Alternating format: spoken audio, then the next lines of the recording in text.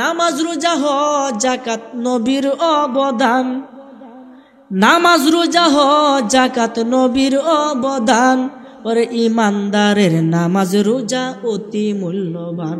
আল্লাহর দোস্ত রাসূলুল্লাহ সুলতানের সুলতান, ওরে হুব্বে রাসূল ইমানের মূল হাদিসে ফরমান, ওরে হুব্বে রাসূল ইমানের মূল হাদিসে ফরমান। আল্লাহর দোস্ত রাসূলুল্লাহ দুই কুলের সুলতান, ওরে হুব্বে রাসূল ইমানের মূল হাদিসে ফরমান। দয়াল নবীজির প্রেমে কান্দে না যার প্রাণ, দয়াল নবীজির প্রেমে কান্দে না যার প্রাণ, শুধু টুপি দাড়ি পাগড়ি দ্বারা হয় না মুসলমান, শুধু টুপি দাড়ি পাগড়ি দ্বারা হয় না মুসলমান। কিয়ামতের দিন কোনো হিসাব হবে না, প্রথম হিসাব হবে নামাজের।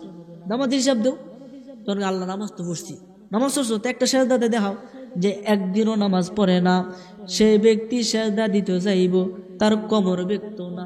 সুবহানাল্লাহ। এতে ধরা খায়া যাবে সে নামাজ পড়ে নাই। এই জন্য আমার ভাইরা বাবারা বন্ধুরা, আল্লাহর সাথে দুকাবাজি চলবে না। আল্লাহ যারে ধরবো, ইন্না বাদশা রব্বিকা লাশাদীদ, আল্লাহ ধরা বড় শক্ত ধরা। যেদিন আল্লাহ ধরবো তো সেই দিন আপনাকে আর ছাড়বে না। এই জন্য যারা বিড়ি সিগারেট খায় এটা থেকে আমরা বিরত থাকবো, যারা মদ গাঁজা ইয়াবা বাবা সেবন করে তারা এটা থেকে বিরত থাকবো। মনে রাখবেন দুইটা ভয়ঙ্কর রকমের পাপ, একটা হলো মদ্যপান করা আর একটা হলো হস্তমৈথুন করা। এই মদ্যপান করলে আপনি কোশ্চিন কালো বেহেশতে যাইতে পারবেন না, তবে তওবা ছাড়া। তওবা যদি করেন বেহেশতে যেতে পারবেন। আর একজনকে জাহান্নামী কোয়া আপনি আমার কোনো অধিকার নাই, আছে? আপনি নামাজ পড়ুন, আপনি তুই জাহান্নামে যাইবি, তো কথাটা কি শুদ্ধ হইব না ভুল হইব? ভুল হইব। আপনি মালিক না। যেমন এক ব্যক্তির ঘটনা মনে হচ্ছে, কয়ালতাম নি, কোনটা কই কয়ালাই কইবালাই। এক ব্যক্তি আপনি মানে নামাজ পড়ব, নামাজ জন পড়ে, সে একটা হাদিস শুনছে যদি কাউকে নামাজি বানাইতে পারে তাহলে ওই ব্যক্তি যে নামাজগুলো পড়বো তার সমান সব এই ব্যক্তি পাইবে। সুবহানাল্লাহ। কিন্তু তারটা কমতো না। আপনি নামাজ পড়তেছেন, আমার নামাজি বানাইছেন, এই হুবহু সব আপনি পাইবেন, আমারটা কমতো না। সুবহানাল্লাহ। এই হাদিস শুনে সে এক ব্যক্তির কাছে গিয়ে বলতেছে, ভাই আসো নামাজটাকে পড়ি। ওই ব্যক্তি বলতেছে, বাবা সামনের সপ্তাহ থেকে শুরু করব। আচ্ছা ঠিক আছে। পরের দিন আবার গেছে, ভাই আসো নামাজটা পড়ি। ভাই আজকে তো কাপড়টা নোংরা, কাপড়টা পরিষ্কার না, কালকে থেকে পড়বো। এরপরের দিন আবার গেছে, ভাই আসো নামাজটা পড়ি। কো বাইরে আজকে তো মাথাটা একটু বেদনা করতেছে, আগামীকাল থেকে পড়বো, না পড়ার বাণী। পরের দিন আবার গেল, প্রতিদিন যায়, যাইতে যাইতে বলতেছে বৃহস্পতিবারে গেল, ভাই আসো আজকে নামাজটা পড়ি, খুব ভালো হবে। কো বাবা কালকে তো শুক্রবার, কালকে থেকে এমন নামাজি হব আর কোনোদিন নামাজ ছাড়বো না। আচ্ছা ঠিক আছে। শুক্রবারে মসজিদে গেল, গিয়া দেখে লোকটা নাই। শুক্রবারে নামাজ পড়ার পরে বিকালে তার বাড়িতে গেল, গিয়া বলতেছে, ভাই শুক্রবারে জামাটা তো কাফেররাও ঘরে, তুমি কেন বললা না? কো ভাই রে ভাই শরীরটা ভালো ছিল না, এই জন্য যাইতে পারি নাই, আর একটা কাজ ছিল ইম্পর্টেন্ট, এই জন্য যাইতে পারি নাই। আচ্ছা নামাজ থেকে বড় কাজ কি আছে?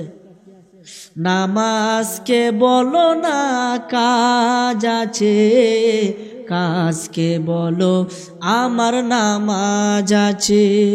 ফজর কাটে ঘুমের ঘরে, জোহর কাটে কাজে, আসর কাটে খেলায় ধুলায়, মাগরিব মাঝে মাঝে। চন্দ্র মাসের বৃহস্পতিবার রাত্রে আসার পরে, এটা বললে গুনাহ হয় কিনা জানি না, কারণ আমি নিজে করি নাই। আপনারা মাইন্ড করবেন বললে? মাইন্ড করেন না, কারণ এটা সময় পালে ইনশাল্লাহ সময় সুযোগ হলে করব। দোয়া করবেন, অনেকগুলা শেষ করছি, আল্লাহ যাতে এগুলা করার তৌফিক দান করে, বলেন আমিন। চন্দ্র মাসের বৃহস্পতিবার রাত্রে এশার নামাজ পড়িয়া নির্জনে বসিয়া হালকা আলো জ্বালাইয়া ঘর শরীরের মধ্যে আতর মাখিয়া চন্দন মাখিয়া ঘরটাকে সুশোভিত করিয়া সুন্দরভাবে তসবিহ হাতে নিয়া আজিবে জিব্রাহিল বাগকে বিসমিল্লাহির রহমানির রহিম এইভাবে জপ করতে থাকবেন, জপ করতে থাকবেন, করতে করতে 19 শতবার পড়বেন 41 দিন। এই 41 দিন গুস্ত মুস্ত খাওয়া থেকে বিরত থাকার চেষ্টা করবেন ইনশাআল্লাহ। 41 দিন পড়ার পরে আপনার আশেপাশে দেখবেন অনেকে হাজির হইয়া গেছে। এরপরে 41 দিন শেষ হওয়ার পরে আপনি আবার ওই টাইমে শুরু করবেন 3800 বার, 3800 এভাবে পড়বেন আজিবে জিব্রাইল বাহকে বিসমিল্লাহির রহমানির রহিম পড়া থাকবেন, পড়তে পড়তে 3800 বার পড়বেন, প্রতিদিন জপ করবেন, এইভাবে 41 দিন করবেন। ইনশাআল্লাহ এই বিসমিল্লাহ শরীফের মুয়াক্কিল আপনার হাসিল হইয়া যাবে। তখন যত বড় রোগেই হোক আপনি খালি বলবেন বিসমিল্লাহির রহমানির রহিম, ইয়ার উসিলায় মুয়াক্কিলের উসিলায় তোমার রোগ ভালো হইয়া যাক, ফু দিবেন, ইনশাআল্লাহ ওই ব্যক্তি ভালো হইয়া যাবে। আমলগুলা কি খুব সাধারণ মনে করছে? কইরে দেখুন না, জিব্রার পানি থাকতো না। কি মনে হলো? একটা আমল আছে আল্লাহ পাকের ইসমে আজমের আমল, যে ব্যক্তির প্রতিদিন সকালে আল্লাহ পাকের ইসমে আমল কয়েকবার দুরূদ শরীফ আস্তাগফিরুল্লাহ পড়া আল্লাহ আল্লাহ আল্লাহ অথবা ইয়া আল্লাহ ইয়া আল্লাহ ইয়া আল্লাহ এইভাবে জপ করতে থাকবে। জপ করতে করতে 4356 বার প্রতিদিন পাঠ করবে 40 দিন। খোদা কি কসম, 40 দিনের ভিতরে সে যা পাইবে, যা চাইবে তাই পাইবে। তবে শর্ত হলো 40 দিনের ভিতরে আপনাকে সাধ্য অনুযায়ী দান খয়রাত করতে হবে। এবং এই আমল শেষেও যদি আপনি দান করেন, ইনশাল্লাহ কিয়ামত পর্যন্ত যদি দান করে যান অল্প অল্প করে, আপনার এই আমলের ফায়দা জারি থাকবে, আপনি যা চাইবেন তাই পাইবেন। তাহলে কষ্টটা আমরা ইনশাল্লাহ করতে রাজি আছি তো? ইনশাল্লাহ সবাই রাজি আছে ইনশাল্লাহ। আল্লাহ যেন আমাদেরকে সঠিক মতে আমল করে এবং সঠিক বুঝ দান করে, বলেন আমিন। 5 ওয়াক্ত নামাজের পরে আমার কথা শেষ, এগুলাই হলো মূল কথা। 5 ওয়াক্ত নামাজের পরে, ফরজ নামাজের পরে আউযু বিল্লাহ বিসমিল্লাহ সহকারে আমরা আয়াতুল কুরসি পাঠ করব। আল্লাহু লা ইলাহা ইল্লা হুয়াল হাইয়ুল কাইয়্যুম লা তাখুযুহু সিনাতু ওয়ালা নাওম। এই আয়াতে কারিমাটা আমরা পড়ব, সূরা বাকারার ভিতরে আছে, শিখে নিবেন। এটা পড়লে কি হবে? নবীজি বলেছেন যদি কোনো মানুষ আয়াতুল কুরসির আমল করে এর অনেকগুলা ফায়দা হবে। প্রথম ফায়দা, সে মরবো আর বেহেশতে যাইব। বাদ দিয়ে কোন যে সুবহানাল্লাহ, একবার সুবহানাল্লাহ কইলো আসমান ভরে যা শব্দে সুবহানাল্লাহ কইতেন। হ্যাঁ, আপনারা কথা কই না হইল। এরপরে যদি কেউ আয়াতুল কুরসির আমল করে ঘরের ভিতরে ফু দে ঘুমা, ওই ঘরের ভিতরে চোর ডাকাত প্রবেশ করতে পারে না। এবং আয়াতুল কুরসি ফইরা যে ব্যক্তি ঘুমায় গেল, সারা রাত আল্লাহর ফেরেশতা তারে পাহারা দিব, শয়তান তার কাছে আসতে পারবে না। গোল্ড অফ মদিনা, সুন্নিয়তের অহংকার। আমার ভাইরা, বাবারা, বন্ধুরা খুব মনোযোগ দেন। বিসমিল্লাহ শরীফের কি মর্তবা! আরে বিসমিল্লাহ শরীফের ফজিলত কি! বড় বড় ক্যান্সার, বড় বড় রোগ, যে রোগগুলা লক্ষ লক্ষ টাকা দিয়েও আপনি শেষ করতে পারবেন না, ওই রোগগুলা বিসমিল্লাহ নামের উসিলায়, বিসমিল্লাহর খাতিরে, বিসমিল্লাহ আয়াতের খাতিরে আল্লাহ এই রোগগুলা থেকে আপনি আমাকে মুক্ত কইরা দেয়। এই বিসমিল্লাহর সাধারণ মনে করুন না যে বিসমিল্লাহর মধ্যে 19টা অক্ষর আছে। কয়টা অক্ষর? এবং আল্লাহ দুজকের মধ্যে পাহারাদার ফেরেশতাও রাখছে 19 জন। সুবহানাল্লাহ কইতেন না? পাহারাদার ফেরেশতা 19 জন, বিসমিল্লাহর মধ্যে 19টা অক্ষর। নবীজি বলেছেন যে ব্যক্তি ফজর এবং মাগরিবের সময় 19 বার বিসমিল্লাহির রহমানির রহিম পাঠ করিবে, যদি সে জাহান্নামেও যায় তাহলে জাহান্নামের 19 জন ফেরেশতা তার বন্ধু হইয়া যাইবে। আর যদি বন্ধু হইয়া যা, বন্ধু কখনো কি বন্ধুকে শাস্তি দিতে পারে?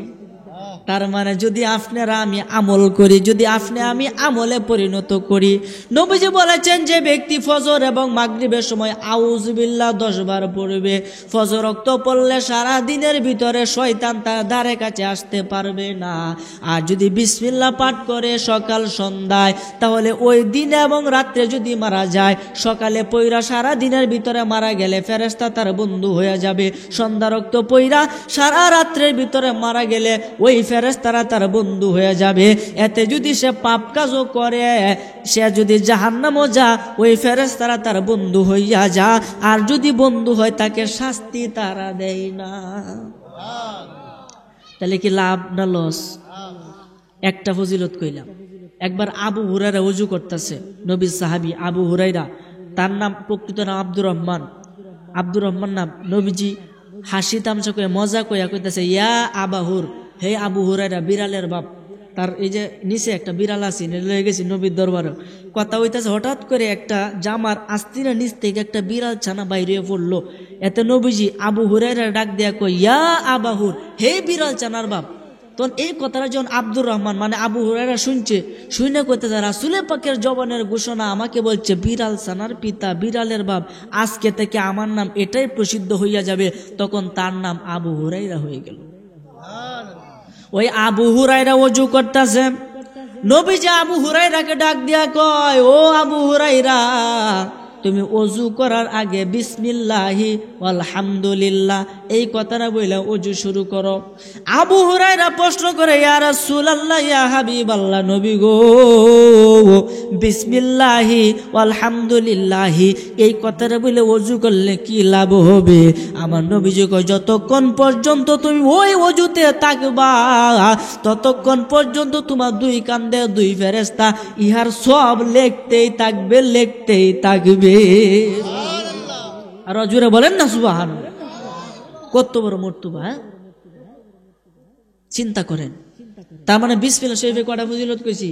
দুইটা। আমি যদি বিসমিল্লাহ শরীফ ফজিলত সারা রাত কই, সারা রাত শেষ হইতো না। সুবহানাল্লাহ কইতেন না? এক কালো জিন আর এক মুরব্বী, দুইজন ব্যক্তি বিসমিল্লাহ লইয়া কি একটা ভয়ঙ্কর ঘটনা ঘটছে, চিন্তা করেন। বিসমিল্লাহর কত ফজিলত, এটা আমি বলবো ইনশাল্লাহ। এর আগে আরেকটা ঘটনা মনে পড়ে গেছে, নবীজি মেরাজে গেছেন না? নবীজি তো মেরাজে গেছেন, আপনারা জানেন। এই মেরাজে যখন গেছিল তখন মেরাজের মধ্যে আল্লাহ বেহেশত দুজো সবকিছু নবীজির কিন্তু দেখাইছে। তখন নবীজি সমস্ত বেহেশত দেখে খুশি হয়েছে। একটা বেহেশত নবীজির খুব পছন্দ হয়েছে, সুবহানাল্লাহ বলেন। স্বয়ং নবীজির পছন্দ হয়েছে, বেহেশতটা কি সুন্দর কম? কোনটা কই? এ বেহেশত দেইখা নবীজি দুনিয়ার মধ্যে আইছে। আয় আল্লাহর কাছে দোয়া করে, মাওলা আমাকে তুমি ওই বেহেশতরা দান কইরা দাও, আমাকে তুমি ওই বেহেশতরা দান কইরা দাও। সুবহানাল্লাহ বলেন।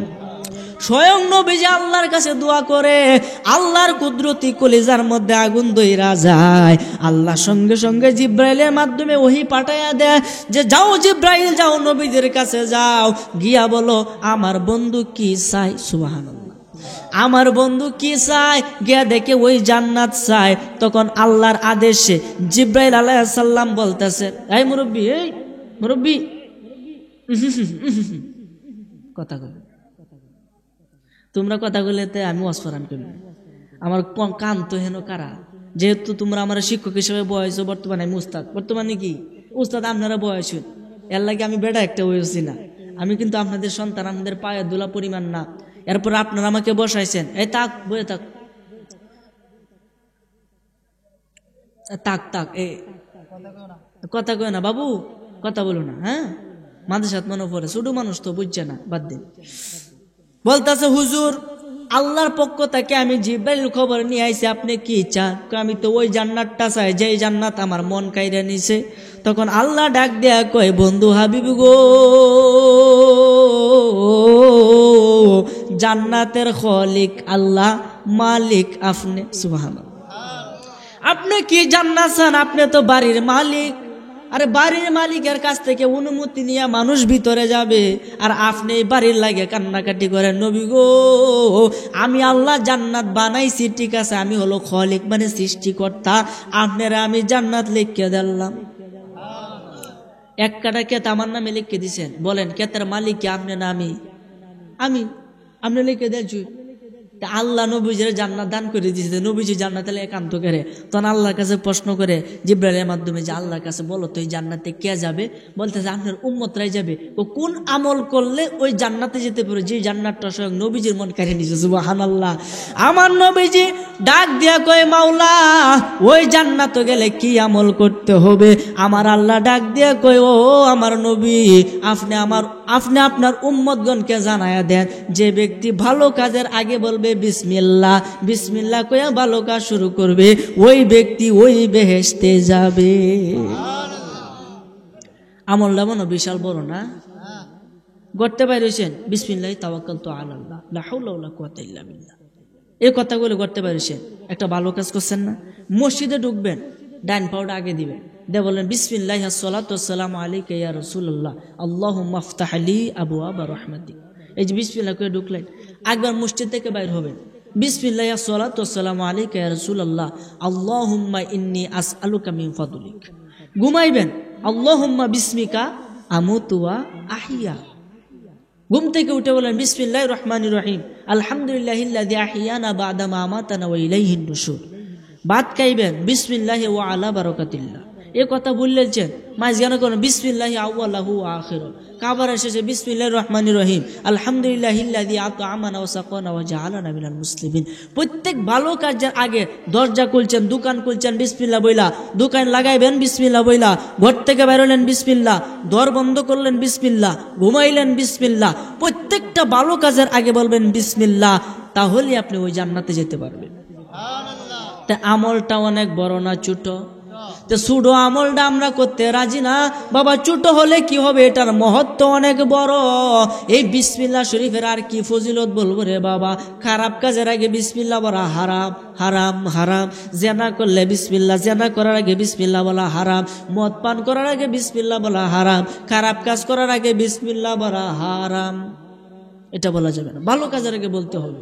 এই জন্য আমার ভাইরা, বাবারা, বন্ধুরা, এই বিসমিল্লাহ বললে কি সব, কি সব। বিসমিল্লাহ মধ্যে 19টা অক্ষর। একবার যে বলবে বিসমিল্লাহির রহমানির রহিম, তার আমল নামার মধ্যে 190টা নেকি লেখা হবে। সব আর সব। ওই বৃদ্ধ আর এক কালো জিন। বিসমিল্লাহ শরীফের কি ফজিলত চিন্তা করে দেখেন, একটু মনোযোগ দেন। খারাপ লাগতেছে আপনাদের কাছে? খারাপ লাগলে একটু আমার কইঞ্জে ইনশাআল্লাহ সাইরে দেন। একবার নবীর সাহাবী উমর ইবনুল খাত্তাব রাদিয়াল্লাহু তাআলা আনহু, যে উমরের নাম শুনলে শয়তান, যে রাস্তাতে উমর আইটে গেছে এই রাস্তায় শয়তান 40 দিন লাগাতে আইটে গেছে না, সুবহানাল্লাহ। তো কেমন উমর, যে উমর নবীজি যখন ইন্তেকাল করছে, পর্দা করছে, সে বাইরে আইছে, যে ব্যক্তি বলবে নবীজি মারা গেছে তার কাল্লা 2 ভাগ করে ফেলব, সুবহানাল্লাহ কইনা। তাহলে নবীজি মারা গেছে না? এই উমরে কইছে যে বলবে নবীজি মারা গেছে তার কাল্লা আমি 2 ভাগ করে ফেলবো। তো কেমন উমর! এই উমরের নাম যারা স্বপ্ন দোষ হয়, আপনারা এটা আমার উস্তাদের কাছ থেকে শিক্ষা, এটা গোপন এলেম, প্রকাশ করার যায় না। এরপর আপনাদের কাছে আমি বলে দিতেছি, মিডিয়াও যাবো গাইডা যাক। এই যে এইভাবে টান দে, আইন মিম র 3টা অক্ষর একসাথে লিখে ঘুমাইবেন, আপনার শয়তান আপনাকে খারাপ স্বপ্ন তো দেখাইতো না, সারা রাত আপনার দাঁত দেওয়াইতো না, সুবহানাল্লাহ বলে। তাই কেমন পাওয়ার! ওমর রাদিয়াল্লাহু তাআলা আনহু এবং তার সাহাবীরা, তার বলতে নবীজির সাহাবীরা একসাথে একটা বৈঠক মসজিদে নববীর ভিতরে বসে রয়েছে। এমন সময় একজনের নাম হলো আমর, আরেকজনের নাম হলো উমর, সুবহানাল্লাহ। একজনের নাম আমর, আরেকজনের নাম উমর। ওই আমরে উমর রাদিয়াল্লাহু তাআলা আনহুরে ডাক দেয়া বলতেছে, ও আমিরুল মুমিনিন উমর ইবনুল খাত্তাব, আপনি যে কোরআনের বর্ণনা করতেছেন, আপনি কি জানেন বিসমিল্লাহ শরীফের কি ফজিলত? সুবহানাল্লাহ। আপনি কি জানেন বিসমিল্লাহ শরীফের কি ফজিলত? উমর ইবনুল খাত্তাব ডাক দেয়া কই, ও আমর, কি ফজিলত তুমি কও।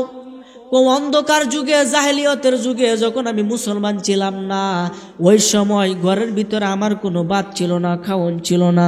আমি টাকা উপার্জন করার জন্য জঙ্গলের রাস্তা দিয়ে বের হয়ে গেলাম। বের হয়ে যাইতে যাইতে হঠাৎ করে একটা তাবু আমার চোখে পড়লো। তাবু বুঝেননি? তাবু এই যে আগে যে সামিয়ানা টাঙ্গায় মানুষ থাকতো, আগে তো ঘর বাড়ি আসেন না, তাবুর মাঝে থাকতো।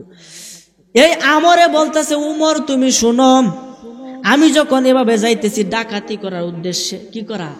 ডাকাতি করার উদ্দেশ্যে যাইতেছি, হঠাৎ করে আমার চোখের মধ্যে একটা তাবু ভাসলো। এই তাবুর মধ্যে সামনে তাকায় দেখতে ঘোড়া বান্ধা আর কিছু পশু, এবং এর ভিতরে একটা সুন্দরী মহিলা। আমি তাবুর কাছে গেলাম, গিয়া দেখি একটা মুরব্বী লোক তাবুর মধ্যে ঢেলান দিয়ে বসে রয়েছে, যে সে উঠতেই পারবে না, এরকম একজন বৃদ্ধ। তারা ধাক্কা দিলে ফিরে যাবো গা, এরকম বৃদ্ধ। গিয়া বলতেছে, ওই তোর কাছে কি আছে আমারে দে। ওই বৃদ্ধ ডাক দিয়া কয়, বাবা, তুমি যদি আমার মেহমান হতে চাও তাহলে আমি তোমার খেদমত করব, যদি কোনো সাহায্য দরকার লাগে আমি তোমাকে সাহায্য করব, বলো তুমি কি চাও। ওই বেশি কথা কইও না, কি মনে হয় আমার দেখি আমি মেহমান আইছি, কি আছে দেও, নাহলে বিনাশ করে চালাইয়া দেব। যেমন আমার দুলাভাই মুফতি তানজিল আহমেদ মাহফিল করে আইতাছে, ডাহাতে আটকাইছে, দেও ভাই কি আছে। মাহফিল করে আইছে, ঘুম, চোখের মধ্যে ঘুম, যখন ঘুম ঠিক মতো নিয়ে ধরছে, একটু ঘুমায় পড়ছে গাড়ির 5 কার, ঘুম থেকে সজাগ করে রাও সাবনে উঠছে, উঠতে দেখে গলা বরাবর ছুরি। আচ্ছা কোন এই মুহূর্তে কি কোনো কথা বলা যাবে? কোনো কথা নাই, গলা বরাবর ছুরি, সরাসরি সরাসরি ওনার মুখ থেকে ঘটনা। 50,000 টাকা সহ, মোবাইল সোয়া সহ, কাহর সহ সব মিশে গা। মানে বেস্তি আছেন যেগুলা শরীরে ডিগুর রয়েছে, যে বেস্তি যে ব্যাগের ভিতরে কাপড় চাপড় ছিল, তিনি মসজিদ থেকে মাহফিল করে বাড়িতে আসতেছে, এই মুহূর্তে বৈরব দিয়ে রেলছে, তো আল্লাহ তাদেরকে হেদায়েত করবে না, এবং তারাও হেদায়েত হয়ে গেল তারা জাহান্নামে যাবে। কেন? তারা বান্দার হক নষ্ট করছে, আর বান্দা যতক্ষণ ক্ষমা না করবে ততক্ষণ আল্লাহ ক্ষমা করতো না। সুবহানাল্লাহ।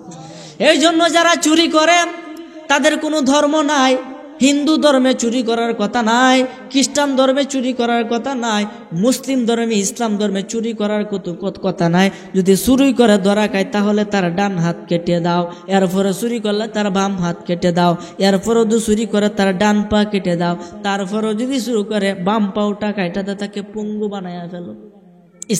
ইসলামের আইন। হ্যাঁ, যদি কেউ কাউকে হত্যা করে তারও হত্যা করো, আর কোনো কথা নাই। খুনের বদলে খুন, কেসাস।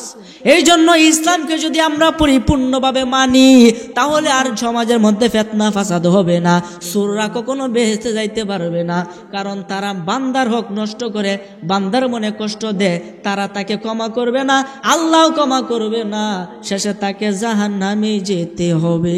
কথা কোন ঠিক কিনা? এই জন্য যারা চুরি করে, চোরেরা যদি আমার শূন্য তখন আল্লাহর রাস্তায় ভালোই বলুন যে আপনার পাও আপনি কোরআন মারতেছে। এই জন্য আমার ভাইরা, বাবারা, বন্ধুরা, ওই আমরে ডাক দিয়ে কই, উমর তুমি শুনো, আমি যখন ওই ব্যক্তিকে বললাম তোমার কাছে যা আছে আমাকে দিয়া দাও, ওই বৃদ্ধ কলে বলে উঠতে দাঁড়াইয়া বিসমিল্লাহির রহমানির রহিম এই কথা বলিয়া আমার উপরে এমন আঘাত করলো যে বৃদ্ধর এক আঘাতে আমি মাটিতে পড়া আছাড় খাইয়া গেলাম। ওই বৃদ্ধ আমার বুকের মধ্যে উঠা বসলো, বসে আমার গলার মধ্যে ছুরি ধরে কয়, অন্তরে কি জব করতাম না চাইরে দিতাম। আমারে কইতাছে উমরের তে। চিন্তা করেন, ওই বৃদ্ধ উঠতে পারে না। জুয়েল ভাই কথা একটু কম করলে ভালো হয়, মনে খাইছে না আজকে, যে খাওয়াই আমরা ইনশাল্লাহ। যাক, পরে আপনার আমারে বলতেছে যে উমর তুমি শুনো, আমি আশ্চর্যজনক একটা বিসমিল্লাহ শরীফে ফজিলত দেখলাম, যে বৃদ্ধ সে উঠতে পারে না, সে বিসমিল্লাহ বললে আমার উপরে এমন একটা আঘাত করলো যে এক থাপ্পড়কে আমি মাটিতে আছাড় খাইয়া গেলাম। আমার বুকের মধ্যে বসে সে আমার গলার মধ্যে ছুরি দেখো, অন্তর কি করতাম? সুবহানাল্লাহ। তোরে কি সাইরে দিতাম নাকি তোরে জব করতাম? আমি জান বয়া বললাম আমাকে ছেড়ে দাও, তখন আমারে সাইরা দিল। আমি মনে মনে কইলাম আমার মতে এত বড় একজন ডাকাত, এত বড় একজন পালুয়ান একটা বৃদ্ধর কাছে হেরে গেল, হাই রে, আমি কিভাবে আমার সমাজে মুখ দেখাইবো? আমি তো নিজেকে ক্ষমা করতে পারবো না। এই কথা বলে সে আবারও বলতেছে, বৃদ্ধ তোর কাছে কি আছে আমারে দিয়া দি। সুবহান। খেলা কার? আরে খেলা ডাকা। আল্লাহ তোমার লীলা খেলা কেউ বুঝে না, বলেন আল্লাহ তোমার লীলা খেলা কেউ না। তুমি কাউকে রাখো 10 তালাতে, কাউকে রাখো গাছতলা, কাউকে রাখো লাতে, কাউকে রাখো গাছতলা। আল্লাহ তোমার লীলা খেলা কেউ বুঝে কেউ। আই হাই মুসা তোমার নবী ছিল, কহি তুরে সওয়াল করলো। মুসা তোমার নবী ছিল, কহি তুরে সওয়াল করলো। পাহাড় পুইরা সরকার হইল, মুসা কেন জ্বলল না? আল্লাহ তোমার লীলা খেলা কেউ বুঝে না। জোরে বলেন না সুবহানাল্লাহ। খেলাটা আল্লাহ খেলতেছে। দেখো বিসমিল্লাহ শরীফের কি ফজিলত। শেষে একটা আমল আপনাদেরকে বলবো, আমি সহ আপনারা সকলে পালন করার চেষ্টা করব ইনশাআল্লাহ। আল্লাহ সকলকে তৌফিক দান করুক, বলেন আমিন। বিসমিল্লাহ শরীফের এত ফজিলত, ওই বৃদ্ধ বিসমিল্লাহ কইয়া ওই এত বড় পালোয়ানকে হারাইয়া দিছে। ওই পালোয়ান আবারও বলতেছে তোমার কাছে কি আছে আমাকে দিয়া দাও। তখন ওই ব্যক্তি আবারও বলল বিসমিল্লাহির রহমানির রহিম। এই কথা বলে আবারও আমার উপর ঝাঁপিয়ে পড়লো, আবার আমাকে মাটির মধ্যে ফালাই আমার বুকের মধ্যে বৈশা বলতে, তোরে কি এখন জব করবো নাকি সাইডে দিব? সুবহান। আমি আশ্চর্য হয়ে গেলাম উমর। তখন আমি জানবো বললাম, বাবা আমাকে ছেড়ে দেন, আমি ভুল করেছি। দ্বিতীয়বার ছেড়ে দিল। তৃতীয়বার আমি একই ভুল করলাম, আমি তার কাছে আবারও মাল চাইলাম। শেষে সে রাগে বিসমিল্লাহ বইলা আমাকে একেবারে জব করার সিদ্ধান্ত নিল। তখন আমি প্রাণ ভয়ে বললাম, আমাকে ছেড়ে দাও। ওই ব্যক্তি বলল, এতক্ষণ তো বাবা লোভ দেখাইছো আমারে, আর তোমারে ছাড়ছি না, অহন তোমার শেষ করে লাই। এটা কয় দাসী, এই যে সুন্দরী মহিলা, এই দাসী আমার ধারালো তলোয়ারটা লইয়া। এই কথা কই দেখো আপনার ভাও দুই আপনার ভিক্ষা চাই, আমার আপনি মাফ করে দেন, আমি আপনাকে চিনতে পারি না। সারাম এমনিতে ছাড়তাম না, তোর বংশের মধ্যে যেটা দেখলে তোরে অপমান করবো এটা করে সারাম। যে কি করবা, তোর সামনে চুল কাটতে লাই। তখনকার যুগে আরবের একটা নীতি ছিল, তাদের দেবী ছিল আল উজ্জা, লাত উজ্জা, তাদের দেবদেবীর নাম। তারার সামনে মাথা চুল হয়ে যাইত না, কাটা চুললে, এবং তাদের গোত্রের সামনে গেল লজ্জাবোধ করতো, শরম পাইতো। কেন? যে তারা হয়তো বা কারোর সাথে যুদ্ধ করে হাইরে গেছে, এই কারণে মাথা চুল কাটিয়ে দিছে। এই যুদ্ধটা মানে তারা ভয়টা পাইতো, বলতেছে আমার চুলটি কাটুন নেই। কয় আরো কথা কস, এটা কয় চুল কাটিয়ে দিছে।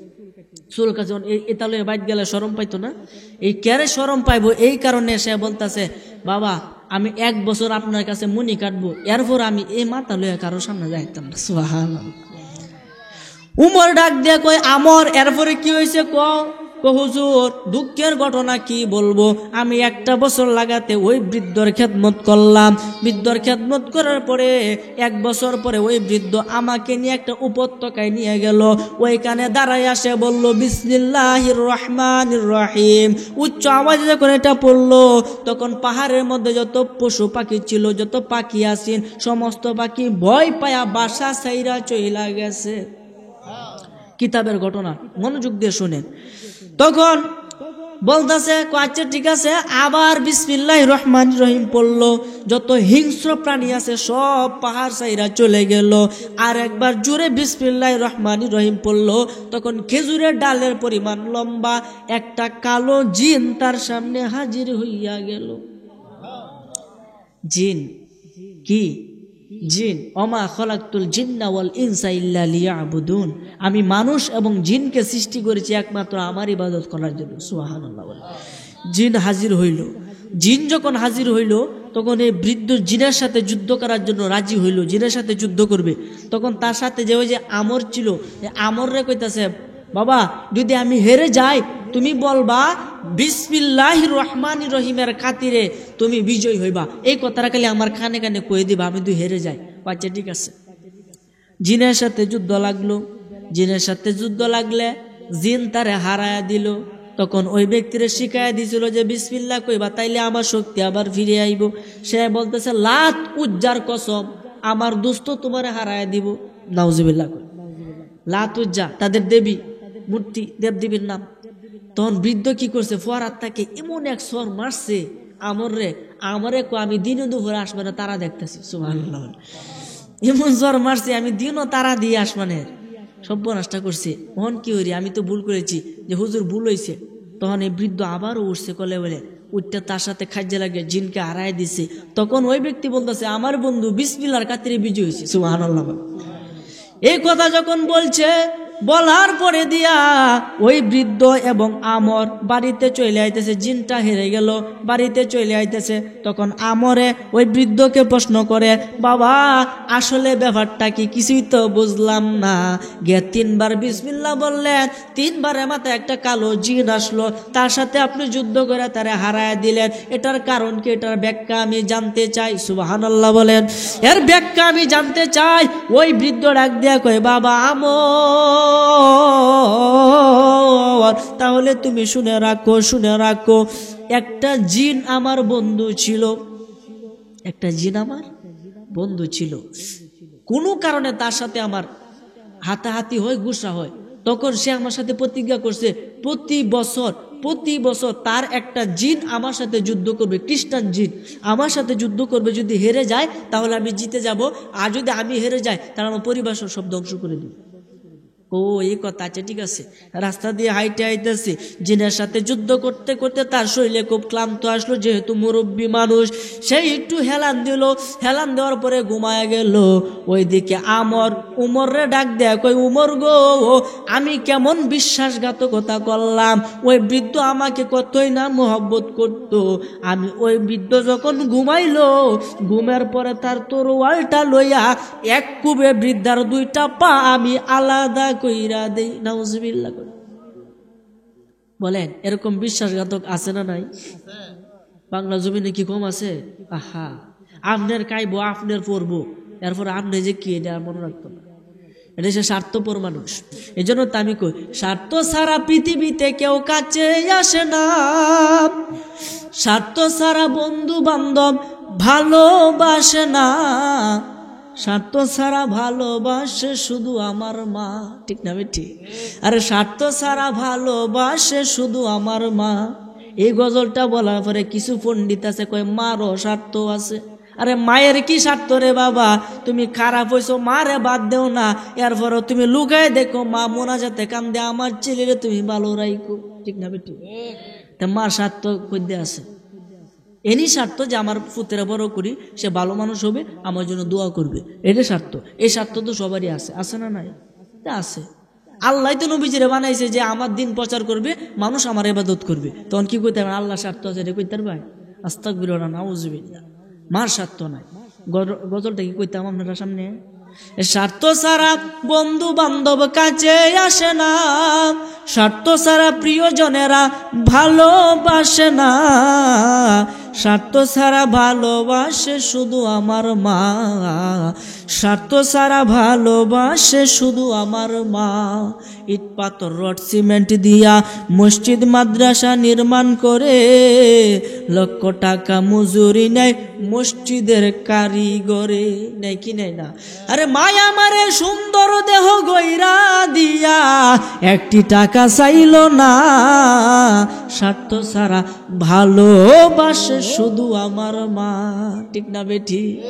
এই জন্য মায়ের মনে কষ্ট দেওয়া যাবে না। যদি মায়ের মনে কষ্ট দেন, আপনার জান্নাত আপনি ধ্বংস কইরা দিয়েছেন, জান্নাতে যাওয়ার আশা করুন। এই জন্য আপনাদের পায়ে ধরে অনুরোধ করি, যদি কারো মা বাবা বেঁচে থাকে তার খেদমত করবে, তার পায়ের তলে সন্তানের বেহেশত। আল জান্নাতু তাহতা আকদামিল উম্মাহাত, পিতা মাতার পায়ের নিচেই সন্তানের বেহেশত। সুবহানাল্লাহ। এই জন্য তো আমি কই, মা দুঃখিনী অভাগিনী, সন্তানের নয়ন মনি গো, আরে মায়ের চরণে মিলে বেহেশতের ঠিকানা, সে মায়ের মনে কেহ কষ্ট দিও না রে, সে মায়ের মনে কেহ কষ্ট দিও না। গর্ভধারিণী মা, জনম দুঃখিনী মা, সে মায়ের মনে কেহ দুঃখ দিও না, সে মায়ের মনে কেহ দুঃখ দিও না। 10 মাস 10 দিন তোমায় উদরে রাখিয়া, কাইতে বইতে কত কষ্ট গেছে মা সহিয়া, ভূমিষ্ঠ হইলা যখন পৃথিবীর উপরে, বুকেতে লইয়া সেই মা বাঁচাইল তোমারে। আরে মায়ের মনে কষ্ট দিলে সহে না পাক পড়ুয়ারে রে, মায়ের মনে কষ্ট দিলে সহে না পাক পড়ুয়ারে রে। ওরে এই জগতে মায়ের মতো কেহ নাই আর আপনা, সে মায়ের মনে কেহ দুঃখ দিও না যুবক, সে মায়ের মনে কেহ দুঃখ দিও না। মা দুঃখিনী অভাগিনী, সন্তানের নয়ন মনি রে, মায়ের চরণে মিলে বেহেশতেরি ঠিকানা, সে মায়ের মনে কেহ কষ্ট দিও না গো, সে মায়ের মনে কেহ কষ্ট দিও না। নিজে না খাইয়া যে মা খাওয়াইছে তোমায়, সে মাকে বইলা গেলা রমণীর কথাই। ঠিক না বেটি? আর কথা কোনা ঠিক না বেটি? তোমার এত বছর ফালছে, 18 বছর বয়স, 10 মাস 10 দিন গর্ভে রাখার পরেও মা তোমাকে ফালাইয়া দেয় নাই। তুমি মার অবাধ্য সন্তান, তোমাকে ফালাইয়া দেয় নাই। আর তুমি অনেকটু বলিষ্ঠ হইছো, ওই একটা সুন্দরী দেখে একটা নারীকে বিবাহ করছো। নারীকে বিবাহ করার পরে এখন বউয়ের কথাই মারে তুমি বইলা গেছো। এই সন্তান সন্তান সন্তান তোমার কপালে ধিক্কার জানায়। তোমার জন্য জাহান্নাম আল্লাহ সুন্দরভাবে লেখা তৈছে। নাউজুবিল্লাহ, আসতে করে বউয়ের কথায় মারে হাইরেন হারায় না। হ্যাঁ, তবে সেই ব্যক্তি উত্তম স্ত্রী পাবে যে ব্যক্তি নিজে পবিত্র। যদি আপনি পবিত্র থাকেন, আপনার স্ত্রী থাকবে পবিত্র। আপনার মন যদি খোলাসা থাকে, আল্লাহ রাব্বুল আলামিন সেই রকম খোলাসা একজন স্ত্রী আপনাকে দান করবে। মনের ভিতর তো কুসুর বুসুর থাকে, তাহলে তেমনই পাইবেন। কথা কোন ঠিক কিনা? আর গাছগুনের তো ফল হয়, আম গাছের বেশি কালুর গাছ হয় না, আম গাছই হয়।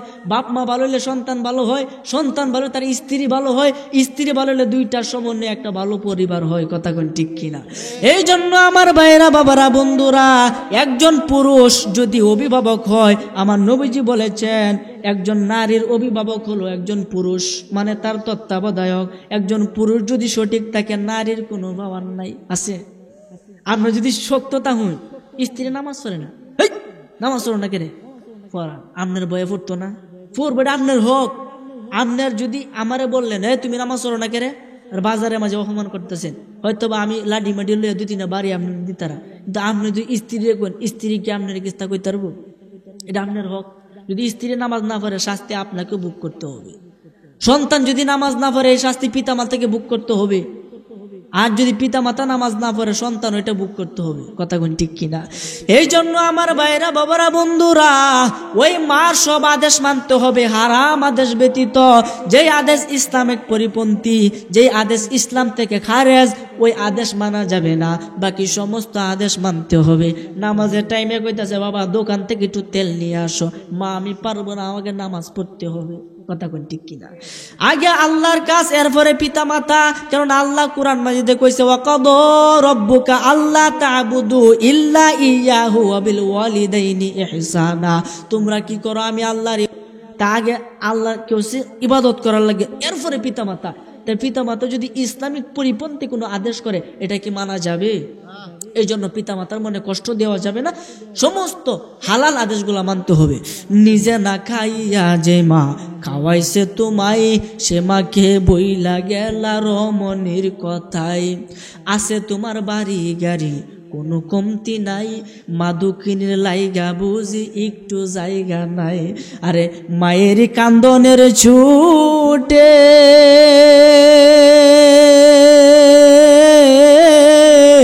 আল্লাহর আরশ কেঁপে উঠে গো, মায়ের কান্দনের ছুটে আল্লাহর আরশ কেঁপে উঠে গো। আরে মা জননী নাই রে যাহার, কে দিবে তাকে সান্ত্বনা, সে মায়ের মনে কেহ দুঃখ দিও না গো, সে মায়ের মনে কেহ দুঃখ দিও না। মাদুকিনী অবাগিনী সন্তানের নয়ন মনি গো, মাদুকিনী অবাগিনী সন্তানের নয়ন মনি গো। মায়েরই চরণে মিলে বেহেশতেরই ঠিকানা, সে মায়ের মনে কেহ দুঃখ দিও না রে, সে মায়ের মনে কেহ দুঃখ দিও না। না দেওয়া যাবে? দুঃখ দেওয়া যাবে না। এই জন্য পৃথিবীর সমস্ত মানুষ আপনাকে ভালোবাসবে। দেখবেন ফিসে একটা স্বার্থ আছে, স্বার্থ ছাড়া কেউ ভালোবাসে না। আপনার নিজের বন্ধু আপনার ছাড়া বাদ তার ফেরো জানা, দেখবেন তার কার্য হাসিল হলে আপনার কোনো দাম নাই। কথা কোন ঠিক কিনা? এই জন্য বন্ধু বানাইবেন বন্ধুর মতো বন্ধু। সৎসঙ্গে স্বর্গে বাস, অসৎ সঙ্গে সর্বনাশ। ভালোর সাথে থাকলে কাই বাডার ভান, খারাপের সাথে থাকলে কাড়ে 2 কান। কথা কোন ঠিক কিনা? যদি তুমি ভালো কাজ করে নিতে পারো বিদায়, সমস্ত মঞ্জিলে আল্লাহই হবে তোমার সহায়। এই জন্য ভালো কাজ সবসময় করতে হবে, ভালো কাজের সাথে থাকতে হবে, মন্দ কাজকে পরিহার করতে হবে, ভালোকে গ্রহণ করতে হবে, আমন্ত্রণ জানাইতে হবে। তবেই আপনি হক পথের দেখা পাইবেন, হেদায়েতের নূর পাইবেন। বলেন সুবহানাল্লাহ। আজকের মাহফিল থেকে আমরা ওয়াদা করব, যারা নামাজ পড়ি না তারা অন্তত 5 ওয়াক্ত নামাজ পড়ো ইনশাআল্লাহ। রাজি আছেন ইনশাআল্লাহ? নবীজি বলছেন, আউয়ালু মা ইউহাসাবু বিহিল আবদু ইয়াউমাল কিয়ামাতিস সালাহ। কিয়ামতের দিন কোনো হিসাব হবে না, প্রথম হিসাব হবে নামাজের। নামাজের হিসাব দেও। তোর আল্লাহ নামাজ তো পড়ছি, নামাজ পড়ছো তো একটা সেজদাতে দেখাও। যে একদিনও নামাজ পড়ে না সেই ব্যক্তি সেজদা দিতে যাইব, তার কোমর বেঁকতো না। সুবহানাল্লাহ। এতে ধরা খায়া যাবে সে নামাজ পড়ে নাই। এই জন্য আমার ভাইরা, বাবারা, বন্ধুরা, আল্লাহর সাথে দুকাবাজি চলবে না। আল্লাহ যারে ধরবো, ইন্না বাদশা রব্বিকা লাশাদীদ, আল্লাহ ধরা বড় শক্ত ধরা। যেদিন আল্লাহ ধরবো তো সেই দিন আপনাকে আর ছাড়বে না।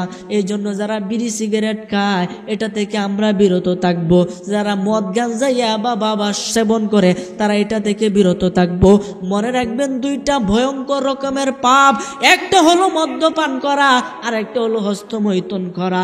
এই মদ্যপান করলে আপনি কোশ্চিন কালো বেহেশতে যাইতে পারবেন না, তবে তওবা ছাড়া। তওবা যদি করেন বেহেশতে যেতে পারবেন। আর একজনকে জাহান্নামী কোয়া আপনি আমার কোনো অধিকার নাই, আছে? আপনি নামাজ পড়ুন, আপনি তুই জাহান্নামে যাইবি, তো কথাটা কি শুদ্ধ হইব না ভুল হইব? ভুল হইব। আপনি মালিক না। যেমন এক ব্যক্তির ঘটনা মনে হচ্ছে, কয়ালতাম নি, কোনটা কয়ালাই কয়ালাই। এক ব্যক্তি আপনি মানে নামাজ পড়ব, নামাজ যখন পড়ে সে একটা হাদিস শুনছে, যদি কাউকে নামাজি বানাইতে পারে তাহলে ওই ব্যক্তি যে নামাজগুলো পড়বো তার সমান সব এই ব্যক্তি পাইব। সুবহানাল্লাহ। কিন্তু তারটা কমতো না। আপনি নামাজ পড়তেছেন, আমার নামাজি বানাইছেন, এই হুবহু সব আপনি পাইবেন, আমারটা কমতো না। সুবহানাল্লাহ। এই হাদিস শুনে সে এক ব্যক্তির কাছে গিয়ে বলতেছে, ভাই আসো নামাজটাকে পড়ি। ওই ব্যক্তি বলতেছে, বাবা সামনের সপ্তাহ থেকে শুরু করব। আচ্ছা ঠিক আছে। পরের দিন আবার গেছে, ভাই আসো নামাজটা পড়ি। ভাই আজকে তো কাপড়টা নোংরা, কাপড়টা পরিষ্কার না, কালকে থেকে পড়বো। এরপরের দিন আবার গেছে, ভাই আসো নামাজটা পড়ি। বাইরে আজকে তো মাথাটা একটু বেদনা করতেছে, আগামীকাল থেকে পড়বো, না পড়ার বাণী। পরের দিন আবার গেল, প্রতিদিন যায়, যাইতে যাইতে বলতেছে, বৃহস্পতিবারে গেল, ভাই আসো আজকে নামাজটা পড়ি, খুব ভালো হবে। বাবা কালকে তো শুক্রবার, কালকে থেকে এমন নামাজি হব আর কোনোদিন নামাজ ছাড়বো না। আচ্ছা ঠিক আছে। শুক্রবারে মসজিদে গেল, গিয়া দেখে লোকটা নাই। শুক্রবারে নামাজ পড়ার পরে বিকালে তার বাড়িতে গেল, গিয়া বলতেছে, ভাই শুক্রবারে জামাটা তো কাফেররাও পরে, তুমি কেন বললা না? ভাই রে ভাই শরীরটা ভালো ছিল না, এই জন্য যাইতে পারি নাই, আর একটা কাজ ছিল ইম্পর্টেন্ট, এই জন্য যাইতে পারি নাই। আচ্ছা নামাজ থেকে বড় কাজ কি আছে? নামাজকে বলো না কাজ আছে, কাজকে বলো আমার নামাজ আছে। ফজর কাটে ঘুমের ঘরে, জোহর কাটে কাজে, আসর কাটে খেলায় ধুলায়, মাগরিব মাঝে মাঝে, এশার সময় হয়ে এলে থাকো মিছে দুনিয়ার পিছে, মনে রেখো মরণ তোমার অতি কাছে। ঠিক না বেটি? এই জন্য আমার ভাইরা, বাবারা, বন্ধুরা, ওই ব্যক্তি যখন বলল, আজকে তো আমার শরীরটা খারাপ, আমি নামাজে যেতে পারি নাই, মেহেরবানি করে আমারে ক্ষমা করে দাও, তখন ওই ব্যক্তি রাগে কইতেছে, তুই জাহান্নামে যাইবে। কি কইছে? তুই জাহান্নামে যাবে। এতদিন আসার পরে তুই নামাজ পড়ছেন, তুই জাহান্নামে যাবে। এই কথা কইতে আল্লাহ পাকের, আল্লাহ রাব্বুল আলামিনের পক্ষ থেকে এলহাম আইছে। লোকটা ভালো মানুষ ছিল, এলহামের মাধ্যমে জানতে পারছে, এই জাহান্নামে দেওয়ার মালিক তুই না, আমি আল্লাহ। সুবহানাল্লাহ। তুই যে জাহান্নাম তারা দিয়ে দিলে, এতে তুই যে এতদিন আমল করে এত এত সব কামাইলে, সবগুলো আমি মুচ্ছে দিলাম, তোর কাতারও শূন্য। তোর কাতারও কি শূন্য? আমি তোর সমস্ত নেক আমল বরবাদ করে দিলাম, আর যে ব্যক্তির তুই জাহান্নামে নিছস, মানে জাহান্নামের কথা কইছ, তার গুনাহগুলো মাফ করে দিলাম। সুবহানাল্লাহ। উভয় পক্ষে কি শূন্য না? বুঝুন যে কথাটা। এই ব্যক্তি ভালো কাজ করছে, করার পরে এসে বলতে তুই তো জাহান্নামে যাইবি, এই কথাটা বলার কারণে আল্লাহ তাআলা শাস্তি দিয়েছে যে কি, যে তোমার সমস্ত আমল বরবাদ করে দিলাম। তখন আমল কি আছে না শূন্য? আর এই ব্যক্তির গুণ আজীবন ভরা ছিল, গুণাগুলা মাফ করে দিছে। বলেন আমল আছে না শূন্য? এও শূন্য, হ্যাঁ শূন্য। এরও গুণা নাই, হ্যারও গুণা নাই, এরও নেক নাই, হ্যারও কি নেক নাই, সবগুলা শূন্য। আমি এখন একসাথে করে দিছি, ওহন দেখ তুই নামাজ পড়ি কে লাগবে তারে, সুবহান, যা দে দিলাম। চিন্তা করেন, তাহলে সে আল্লাহ রাব্বুল আলামিনের খেলা বোঝা বড় দায়, কথা কোন ঠিক কিনা? প্রধান অতিথি আসলে আমি মাইক ছেড়ে দিব, এই জন্য ধৈর্য হারা হওয়ার কোনো কারণ নাই। আপনারা খারাপ লাগতেছে? খারাপ লাগলে কোনছেন? এই জন্য আল্লাহ ব্যবস্থা করে দিছে, যাও শূন্যর কাতারে দিয়া দিলাম, এখন দেখি কে আগাইতে পারো, কে আগাইতে পারো। এই জন্য একজন নামাজ পড়তেছে, তার নামাজ ভুল হইতাছে, আপনি তাকে ধমক দেওয়ার কোনো অধিকার নাই। সে নামাজে আগে অভ্যাস হোক, এরপরে তারে ত্রুটি যে ভুল ত্রুটি ওইটা বুঝাই দিবেন। আগে দুগুণ এই তোমার নামাজ হয় না, বাদ যাও তাড়াতাড়ি, হইবনি? নবীজি এবার ইসলাম প্রচার করছে। এই জন্য নামাজি আগে হন, আগে মসজিদে যান, ভুল হোক কোনো সমস্যা নাই, দাড়ি আপনি রাখেন না কোনো সমস্যা নাই। আস্তে আস্তে যখন হেদায়েতের নূর আপনার ভিতরে জ্বলে উঠবে, তখনই আপনার দাড়ি রাখার মন চাইবে, সুবহানাল্লাহ। আর আমার নবীজি বলেছেন মান আহাব্বা সুন্নতি ফাকাদ আহাব্বানি ওয়া মান আহাব্বানি কানা মাই ফিল জান্নাহ। যে ব্যক্তি আমার সুন্নতকে ভালোবাসলো, আমার সুন্নতকে ভালোবাসলো, সে ব্যক্তি আমি নবীকেই ভালোবাসলো, আর আমি নবীকে যে ভালোবাসলো সে ব্যক্তি জান্নাতে যাবে। এই জন্য তো আমি কই, নামাজ রোজা হজ যাকাত নবীর অবদান, নামাজ রোজা হজ যাকাত নবীর অবদান। ওরে ইমানদারের নামাজ রোজা অতি মূল্যবান। আল্লাহর দোস্ত রাসূলুল্লাহ সুলতানের সুলতান, ওরে হুব্বে রাসূল ইমানের মূল হাদিসে ফরমান, ওরে হুব্বে রাসূল ইমানের মূল হাদিসে ফরমান। আল্লাহর দোস্ত রাসূলুল্লাহ দুই কুলের সুলতান, ওরে হুব্বে রাসূল ইমানের মূল হাদিসে ফরমান। দয়াল নবীজির প্রেমে কান্দে না যার প্রাণ, দয়াল নবীজির প্রেমে কান্দে না যার প্রাণ। শুধু টুপি দাড়ি পাগড়ি দ্বারা হয় না মুসলমান, শুধু টুপি দাড়ি পাগড়ি দ্বারা হয় না মুসলমান। আল্লাহর দোস্ত রাসূলুল্লাহ দুই কুলের সুলতান, ওরে হুব্বে রাসূল ইমানের মূল হাদিসে ফরমান, ওরে হুব্বে রাসূল ইমানের মূল হাদিসে ফরমান। জানের চেয়ে কাছে বেশি নবী দু জাহান, ওরে জানের চেয়ে কাছে বেশি নবী দু জাহান। বলেন জানের চেয়ে কাছে বেশি নবী দু জাহান। আউলা বিল মুমিনিনা কোরআনে প্রমাণ, ওরে আউলা বিল মুমিনিনা কোরআনে বয়ান। আল্লাহর দোস্ত রাসূলুল্লাহ দুই কুলের সুলতান, ওরে হুব্বে রাসূল ইমানের মূল হাদিসে ফরমান, ওরে হুব্বে রাসূল ইমানের মূল হাদিসে ফরমান। জোরে বলেন না সুবহানাল্লাহ। তো ওই নবীকে ভালোবাসলে ইমানদার হওয়া যায়, ওই নবীর প্রেমে পড়লে ইমানদার হওয়া যায়। লা ইউমিনু আহাদুকুম হাত্তা কুনা হাব্বা ইলাইহি মিন ওয়ালিদিহি ওয়া ওয়ালাদিহি ওয়ান নাসি আজমাইন।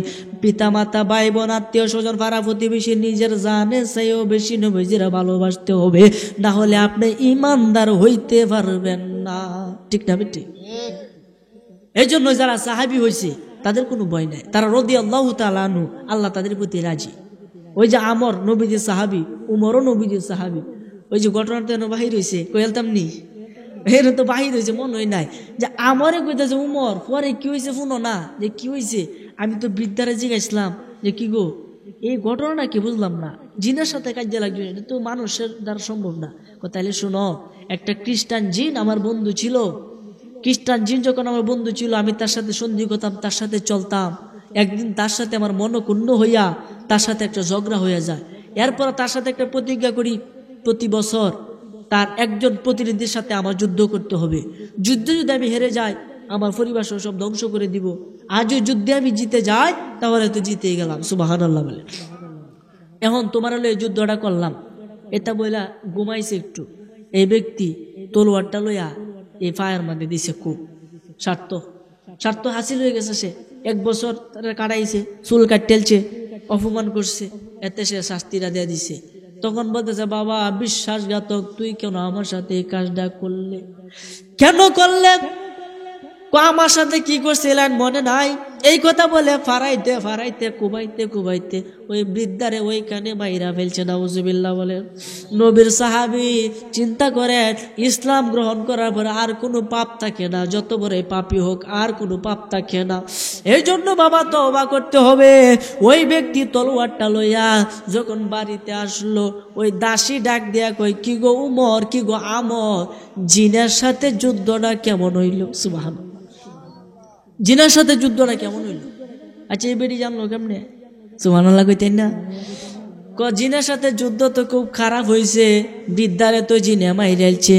মৃত্যু কবরদার কবরদার কবরদার, আমার মুনিবরে জিনে মারছে না, তুই শয়তানে মারছস। নাউজুবিল্লাহ। তখন ওই ব্যক্তি বলতেছে, উমর ওই দিন আমি বিসমিল্লাহ শরীফে, ইনশাল্লাহ হুজুর আসতেছে, আমি আলোচনা ইতি টানবো, হুজুর আসার পরেই আমি ইনশাল্লাহ ছেড়ে দিব। তখন বলতেছে উমরে কইতাছে, তা আমর এটার দ্বারা কি বুঝাইলা? এটার দ্বারা আমি এটাই বুঝাইলাম যে বিসমিল্লাহ শরীফে কি ফজিলত, একবার বিসমিল্লাহ কয়ে বিশাল বড় একটা জিনকেও পরাস্ত করে দিছে। সুবহানাল্লাহ। এই জন্য একটা আমল আছে। আমল কি? প্রত্যেকটা আয়াতে প্রত্যেকটা দুয়ার এক একটা মুআক্কেল আছে। মুআক্কেল মানে কি? যদি আপনি দোয়া করেন, রব্বানা যালামনা আনফুসানা ওয়া ইল্লাম তাগফির লানা ওয়া তারহামনা লানাকুনান্না মিনাল খাসিরিন, প্রত্যেকটা শব্দের ভিতরে একজন কইরা বার্তা বাহক আছে। তারা যে আপনি যে উদ্দেশ্য দোয়া করতেছেন, এই দোয়াটা কবুল করায় আল্লাহর কাছ থেকে। সুবহানাল্লাহ। এটার নাম হলো মুআক্কিল। এই মুআক্কিলকে হাসিল করতে হইলে আপনাকে বিসমিল্লাহ শরীফের 19 জন মুআক্কিল আছে, তাদেরকে হাসিল করতে গেলে একটা সাধনা করতে হবে। চন্দ্র মাসের বৃহস্পতিবার রাত্রে আসার পরে, এটা বললে গুনাহ হয় কিনা জানি না, কারণ আমি নিজে করি নাই। আপনারা মাইন্ড করবেন বললে? মাইন্ড করেন না, কারণ এটা সময় পালে ইনশাল্লাহ, সময় সুযোগ হলে করব। দোয়া করবেন, অনেকগুলা শেষ করছি, আল্লাহ যাতে এগুলা করার তৌফিক দান করে, বলেন আমিন। চন্দ্র মাসের বৃহস্পতিবার রাত্রে এশার নামাজ পড়িয়া নির্জনে বসিয়া হালকা আলো জ্বালাইয়া ঘরের শরীরের মধ্যে আতর মাখিয়া চন্দন মাখিয়া ঘরটাকে সুশোভিত করিয়া সুন্দরভাবে তসবিহ হাতে নিয়া আজিবে জিব্রাহিল বাগকে বিসমিল্লাহির রহমানির রহিম এইভাবে জপ করতে থাকবেন, জপ করতে থাকবেন, করতে করতে 19 শতবার পড়বেন 41 দিন।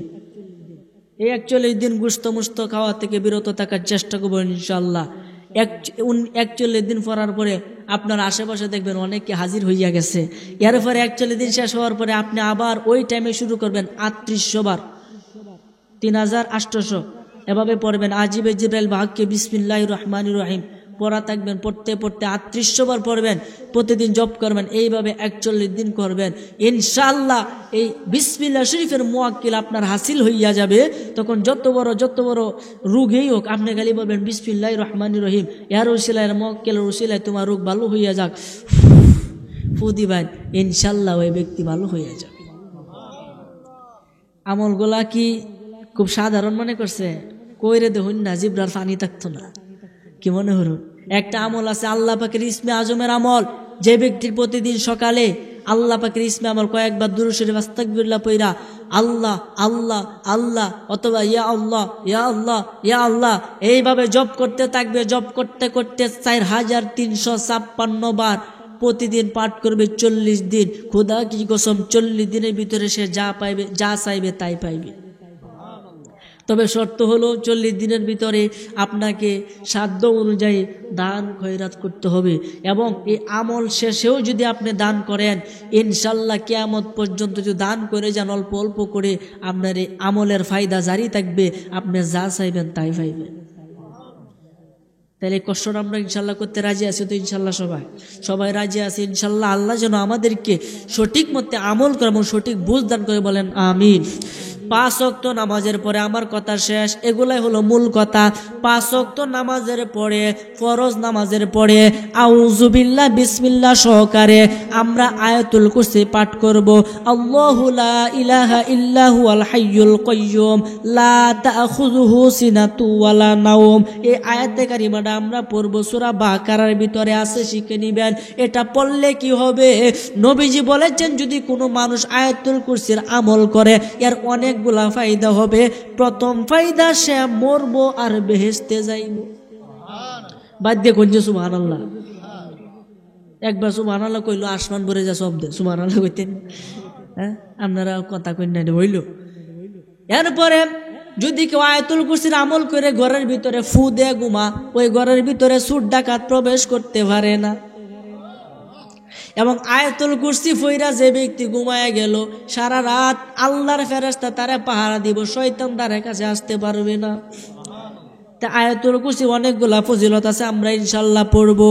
আর ফজরের পরে এবং মাগরিবের পরে বিশেষ আমল আছে, এমনকি প্রত্যেক নামাজের পরে নবী করিম পাক সাল্লাল্লাহু আলাইহি সাল্লাম নিজ জবান মুবারকে ঘোষণা দিছে, সুবহানাল্লাহ 33 বার, আলহামদুলিল্লাহ 33 বার, আল্লাহু আকবার 33 বার। এই কথাটা কইয়া বলবেন লা ইলাহা ইল্লাল্লাহু ওয়াহদাহু লা শারীকা লাহু লাহুল মুলকু ওয়া লাহুল হামদু ওয়া হুয়া আলা কুল্লি শাইইন কাদির। আরেক বর্ণনায় আছে সুবহানাল্লাহ 33 বার, আলহামদুলিল্লাহ 33 বার, আল্লাহু আকবার 34 বার, সুবহানাল্লাহ। এইভাবে আমল করবেন প্রতি নামাজের পরে। আর ফজর এবং মাগরিবের বিশেষ কিছু আমল আছে। এর আগে আপনাকে আমাকে 5 ওয়াক্ত নামাজি হতে হবে, পিতামাতার খেদমতদারি হতে হবে, হালাল উপার্জন করতে হবে, হারামকে বর্জন করতে হবে, সুদ ঘুষ থেকে মুক্ত থাকতে হবে। অনেক যুগে কিন্তু সুদ ঘুষ কিন্তু ঘরে ঘরে হইতাছে কি না? কিস্তি তুলে না করলে তো আমি বালা না, কিস্তি তুলে না, এনও তো আছে অনেকে যে কিস্তি তুলে। আজকে আমি এনো ফতুয়া দিয়ে গেলাম, শুধু আমি না, তামাম বিশ্বের সমস্ত উলামায়ে কেরাম, আমি তো তাদের পায়ে দোলা পরিমাণও না, আমি ফতুয়া দিয়ে গেলাম, ফতুয়া আমার না, সরাসরি কোরআনে কিস্তি তোলা হারাম, যা তুললো তওবা করতে হবে। এটা মানে আপনি যদি সুদ তো হেরা খাইতেছে, আমি তো খাইতেছি না, ঘুষ তো হেরা খাইতেছে, আমি তো খাইতেছি না, মনে রাখবেন পাপ করা যে অন্যায়, পাপের সাথে সম্পৃক্ত থাকাও একই অন্যায়, ঠিক না বেটি? এই জন্য কিস্তি যাতে আমরা না তুলি, যারা তুলি তারা তওবা করি। হাত দিছে আল্লাহ, কাজ করে কাট, কিস্তি কেন তুলবেন? হারাম কাজ কেন করবেন? এই জন্য আমার ভাইয়েরা, বাবারা, বন্ধুরা, সুদ ঘুষ থেকে মুক্ত থাকবেন, পিতা মাতার খেদমত করবেন, কবিরা গুনাহ থেকে বেঁচে থাকবেন, এরপরে 5 ওয়াক্ত নামাজ কায়েম করবেন। এরপরে মাগরিব এবং ফজরের পরে কিছু আমল আছে, এগুলা করবেন। মাগরিবের পরে আল্লাহুম্মা আজরিনি মিনান নার 7 বার পড়বেন। হাবিয়া, জাহিম, শাকার, লাজা, হুতামা, শাইর, জাহান্নাম, 7টা স্তর জাহান্নামের, 7টা দুজক থেকে আল্লাহ রক্ষা করবে। যদি মাগরিবের সময় পরে মারা যান, সারা রাত্রের ভিতরে মারা গেলে জাহান্নাম থেকে মুক্ত হইয়া বেহেশতে যাবেন। আর যদি সকালে ফজরের পরে 7 বার পরে দিনের ভিতরে মারা যান, তাহলে 7টা দুজক থেকে আল্লাহ হেফাজত করে আপনাকে বেহেশতে দিবে।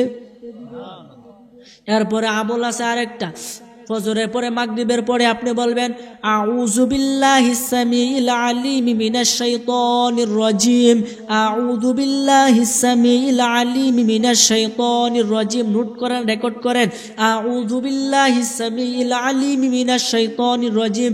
এই কথাটা 3 বার কইয়া বিসমিল্লাহ পড়বেন।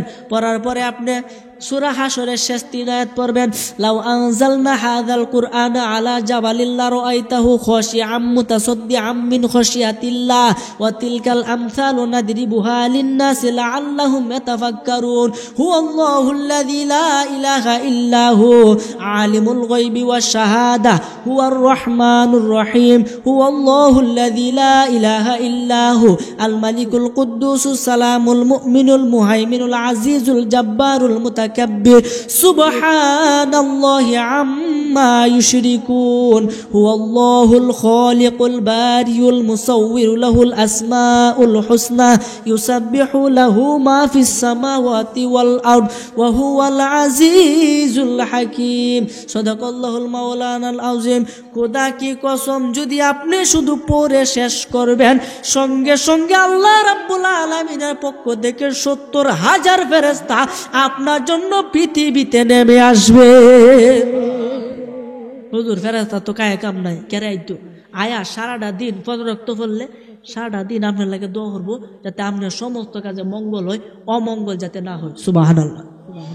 মাগরিবের সময় পড়লে সারা রাত্র ঘুমাইবাই, তারা আপনার জন্য দোয়া করবো, আল্লাহ ওই বান্দারে তুমি মুক্ত রেখো, সমস্ত রহমত তারে দিও। সুবহানাল্লাহ। আমরা দোয়া করবো, আর ফেরেশতারা দোয়া করলে দোয়া কবুল হবেই হবে। এই কথাটা পড়বেন। এরপরে আপনি ফজর এবং মাগরিবের পরে বিসমিল্লাহিল্লাযী লা ইয়াদুররু মা আসমিহি শাইউন ফিল আরদি ওয়ালা ফিস সামাই ওয়া হুয়াস সামিউল আলিম। এই কথাটা 3 বার পড়বেন। কয়বার? 3 বার পড়বেন। এতে কি হবে?